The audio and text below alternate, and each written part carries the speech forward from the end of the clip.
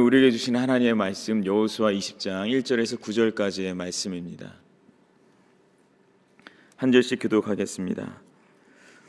여호와께서 여호수아에게 말씀하여 이르시되 이스라엘 자손에게 말하여 이르기를 내가 모세를 통하여 너에게 말한 도피성들을 너희를 위해 정하여 부지 중에 실수로 사람을 죽인 자를 그리로 도망하게 하라.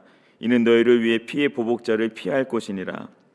이 성읍들 중에 하나에 도피하는 자는 그 성읍에 들어가는 문 워기에 서서 그 성읍의 장로들의 귀에 자기의 사건을 말할 것이요 그들은 그를 성읍에 받아들여 한 곳을 주어 자기들 중에 거주하게 하고 피해 보복자가 그의 뒤를 따라온다 할지라도 그들은 그 살인자를 그의 손에 내주지 말지니 이는 본래 미워함이 없이 부지 중에 그의 이웃을 죽였음이라. 그 살인자는 회중 앞에 서서 재판을 받기까지 또는 그 당시 대제사장이 죽기까지 그 성읍에 거주하다가 그 후에 그 살인자는 그 성읍 곧 자기가 도망하여 나온 자기 성읍 자기 집으로 돌아갈지니라 하라 하시니라. 이에 그들이 납달리의 산지 갈릴리 게데스와 에브라임 산지의 세겜과 유다 산지의 기럇 아르바 곧 헤브론과 여리고 동쪽 요단 저쪽 루우벤 지파 중에서 평지 광야의 베셀과 갓 지파 중에서 길랏 라못과 므낫세 지파 중에서 바산 골란을 구별하였으니 함께 하겠습니다. 이는 곧 이스라엘 모든 자손과 그들 중에 거류하는 거류민을 위하여 선정된 성읍들로서 누구든지 부지 중에 살인한 자가 그리로 도망하여 그가 회중 앞에 설 때까지 피해 보복자의 손에 죽지 아니하게 하기 위함이라. 아멘. 아침에 눈을 떠서 접하는 사건 사고의 뉴스를 들여다보면 과연 오늘을 살아가는 우리에게 정말 안전한 곳은 존재하는지 묻게 됩니다. 장소와 상황을 가리지 않는 위험의 요소들이 늘 존재하기 때문입니다. 또한 오늘을 살아가는 많은 사람들이 안정된 삶을 위해서 정말 열심으로 수고하고 노력하며 나아가는데 정작 불안과 염려를 마주해야 되는 현실로부터 자유롭지 못함을 깨닫게 됩니다. 불특정 다수의 사람과 여러 가지의 사건들이 늘 우리 가까이 존재하기 때문입니다. 이러한 현실 속에서 하나님의 자녀인 우리가 어떻게 살아가야 하는지 오늘 말씀을 통해 살펴보기 원합니다. 여호수아 13장에서 본격적으로 시작된 이스라엘의 가나안 정복 전쟁이 여호수아 19장에 이르러서는 전쟁을 마치게 되고 이제 땅을 분배되는 것으로 완료가 됩니다. 그들이 거주하는 장소가 생겼고 그들의 경계가 이제 세워진 것이죠. 범람하는 요단강을 건넌 이스라엘 백성이 그동안 몹시도 고대했던 그 땅에 정착하게 되는 겁니다. 언뜻 생각해보면 이러한 이야기의 흐름 뒤에는 이제 선택받은 민족인 이스라엘 백성이 그 허락된 땅, 약속된 땅에서 자유롭게 살아가는 그 모습들 그려질 수 있으리라 생각할 수 있겠는데요. 오늘 본문에서는 예상하지 못했던 하나님의 명령이 여호수아에게 내려집니다. 2절과 3절의 말씀입니다. 이스라엘 자손에게 말하여 이르기를 내가 모세를 통하여 너희에게 말한 도피성들을 너희를 위해 정하여 부지 중에 실수로 사람을 죽인 자를 그리로 도망하게 하라. 이는 너희를 위해 피해 보복자를 피할 곳이니라. 아멘. 이스라엘 백성에게 땅이 다 분배가 된 이후에 실수로 사람을 죽인 자를 도망할 수 있는 도피성을 마련하라는 겁니다. 과연 도피성이 어떠한 곳이길래 하나님께서 직접 여호수아에게 이렇게 명령을 내리시는 걸까요? 구체적인 내용들을 몇 가지로 정리해 보면 먼저 누가 도피성에 들어갈 수 있는가? 실수 중에, 부지 중에, 또 미워함이 없이 살인한 사람, 살인을 한 겁니다. 그런데 사람을 죽인 것으로 오해받는 것이 아니라 실제로 살인하였으나 이러한 경우로 부지 중에 살인한 사람이 도피성에 들어갈 수 있었습니다. 이 사람이 도피성에 들어가서 받는 혜택이 있는데 바로 그가 저지른 살인으로 인해서 발생한 보복자가 있겠고 그로부터의 위협이 있을 것인데 그로부터 보호를 받는 겁니다. 도피성에 들어간 이상 그 성읍에서는 바깥으로 이 살인자를 내어주지 않습니다. 그 사람을 보호해주게 되어 있습니다. 여기까지 내용을 보면 이제 질문이 생기죠. 사실 의도치 않게 사람을 살해한 일들을 위해서 피난처를 법으로 제정하는 것은 이스라엘 그 역사 가운데 오래전부터 있었던 내용입니다. 출애굽기 21장에도 보면 부주 중에 사람을 살인했을 경우에 그가 피난할 수 있는, 도망할 수 있는 거처를 마련하라는 그 법이 있죠. 그런데 마치 이 도피성의 제도는 하나님께서 실수로 일어나는 살인은 용납하시는 것인가? 아니면 비록 살인을 저질렀어도 도피성에만 오면 무조건적으로 용서가 되는 것인가? 라는 질문을 하게 됩니다. 이에 대한 대답을 6절에서 한번 찾아볼 수 있는데요. 같이 한번 읽어보겠습니다. 그 살인자는 회중 앞에 서서 재판을 받기까지 또는 그 당시 대제사장이 죽기까지 그 성읍에 거주하다가 그 후에 그 살인자는 그 성읍 곧 자기가 도망하여 나온 자기 성읍 자기 집으로 돌아갈지니라 하라 하시니라. 아멘. 도피성에 관한 아주 중요한 조건이 두 가지가 있는데요. 부주 중에 살인한 자가 도피성에서 나와서 자기 집으로 돌아가려면 반드시 회중 앞에서 재판을 받아야 했습니다. 그리고 개역 개정에서는 또는이라는 단어가 들어갔지만 그러나 ESV 성경으로 보면 또 원문으로 보면 두 가지 조건이 필요한데 또 다른 하나가 그 당시에 대제사장이 죽기까지 기다려야 했습니다. 그러니까 두 가지 조건이 충족되기 전까지는 도피성에 머물러야 했던 것이죠. 만약 한 가지 조건만 충족한 상태에서 도피성을 벗어날 경우에는 죽임을 당할 수가 있었던 겁니다. 특별히 대제사장이 죽기 전에는 속전을 지불하는, 오늘날로 치면 이제 보석금을 청구해서 석방되는 그러한 경우가 불가능했습니다. 모르면 할까요?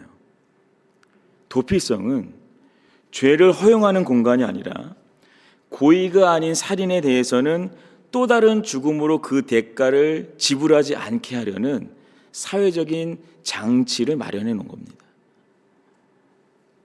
이러한 도피성이 이스라엘 백성이 분배받은 6곳에 지정이 됩니다. 요단강 서쪽으로는 북부 지역에 납달리 지역이 있고 또 중앙 고산지대에 에브라임 지역이 있고 또 이제 하단에는 유다가 있습니다. 요단강을 또 동쪽으로 보면 모세가 이미 지명했던 동쪽과 또 중부와 남부 지역에 세 곳이 지명이 된 거죠. 결국 이 그림들을 보면 어느 지역에서든 이스라엘 백성이나 또 그곳에 있는 이방인들이 부주 중에 살인을 저질렀을 때, 이 상황이 발생했을 때 도피성으로 바로 갈 수 있는 그 루트가 확보가 된 겁니다. 6개의 성읍을 지정하면서 이스라엘 백성은 무엇을 깨달았을까요? 당시에 각 지파별로 땅은 분배되었고 그들의 기업도 결정이 되었습니다. 이제 다 끝났다고 생각했을 수도 있습니다. 그러나 하나님은 이스라엘 백성에게 이제 너희가 안전하다, 이제 너희가 다 마무리했다라고 선언하지 않으셨습니다. 그들이 약속의 땅에 살게 되었지만 그 땅이 죄가 없는 땅은 아니었습니다. 그들이 하나님의 백성으로 앞으로도 살아가겠지만 그들에게 여전히 실수가 존재했던 것이죠. 이제 다 갖춰진 것 같지만 그들 스스로 이뤄낼 수 없는 그 불완전함을 깨닫게 됩니다.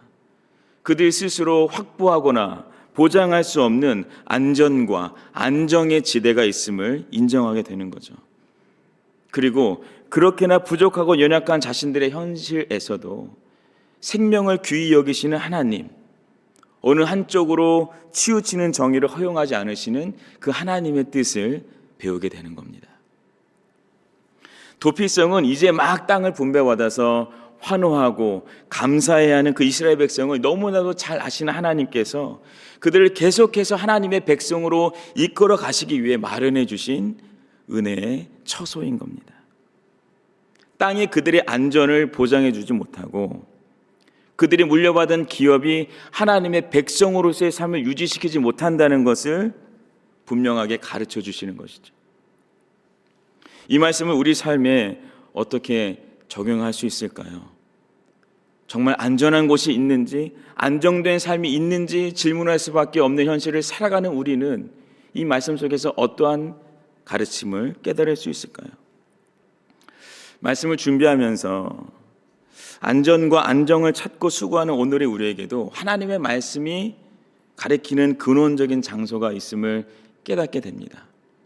요한복음 15장 5절의 말씀인데 이렇게 되어 있습니다. 나는 포도나무요 너희는 가지라.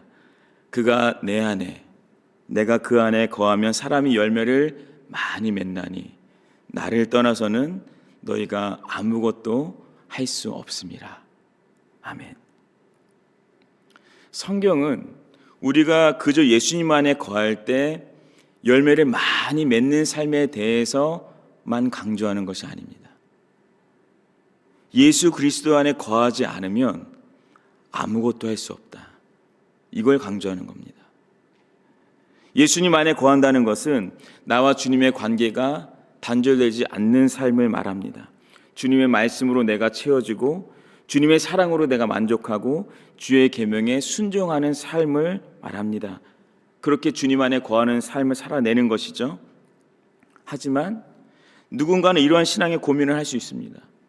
내가 예수님 안에 거하는 것 같은데, 나 그렇게 살고 싶은데, 그렇게 살았다 생각했는데 나는 여전히 불안하고 내 삶은 여전히 예측하지 못해서 염려가스럽고 고달픈 환경 아래에서 살고 있는데 이건 뭐가 잘못된 것인가요? 저는 요한복음 15장 1절의 말씀에서 그 신앙의 고민에 대한 답을 찾아볼 수 있다고 생각합니다. 거기 그렇게 말씀합니다. 나는 찬 포도나무요 내 아버지는 농부라. 우리의 인생을 농부이신 하나님께서 경작해 가신다는 겁니다. 그 여정에 주님 안에 거하는 삶이 약속한 것은 예측 가능한 평탄한 미래가 아닙니다. 감정의 평정심도 아닙니다. 흔들리지 않는 환경도 아닙니다. 내가 나를 조종할 수 있는 삶도 아닙니다. 그걸 약속하신 게 아니라 미래가 불투명한 현실이 있고 감정이 의도치는 순간들도 있고 걷잡을 수 없는 환경들이 있다 하더라도 그 속에서 열매를 맺게 하신다는 것을 예수님이 약속하신 것이죠. 포도나무의 생명력이 위협받지 않고 포도나무의 성장이 멈추지 않으며 그 결실이 초라하지 않은 포도나무의 가지로 붙들겠다는 그 약속을 주님이 우리에게 주신 겁니다. 안전과 안정이 아니라 역동적인 삶으로 우리를 이끌어 가시겠다고 말씀하시는 겁니다. 농부가 직접 일구는 삶이 그러한 삶입니다. 말씀을 맺습니다. 가나안 정복을 마쳤음에도 여전히 사고가 있고 실수가 있는 이스라엘 민족을 위해서 하나님은 도피성을 마련하셨습니다. 하나님의 뜻과 하나님의 가치를 잊지 않고 살게 하시려는 은혜의 처소였습니다. 오늘 우리가 읽은 말씀 중에도 너희를 위해 정하라 라고 하셨거든요.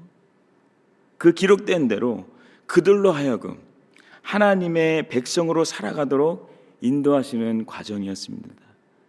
하나님의 은혜인 거죠. 그러나 도피성은 최종적이지 않고 완성적인 공간이 아닙니다. 최종적이고 완성된 공간은 예수 그리스도 안에 있습니다. 오늘 우리가 거해야 되는 곳입니다. 중요한 것은 오늘 우리가 있어야 할 그 위치에 우리의 삶이 놓여져 있느냐는 질문을 하는 것이죠. 그 답을 주님 앞에서 겸손하고 정직하게 물어야 할 것입니다. 예수 그리스도 안에 머무는 삶을 사모하며 기도하는 이 시간이 되기를 바랍니다. 또한 포도나무를 가장 아끼고 기르시는 그 아버지의 손에 우리의 삶이 붙들려 있음을 기억하며 다른 것으로 우선 내서 열심 내는 것이 아니라 주님 안에 거하는 일을 오늘 이 하루의 삶에서도 멈추지 않는 저의 여러분이 되시길 예수 그리스도의 이름으로 축복합니다.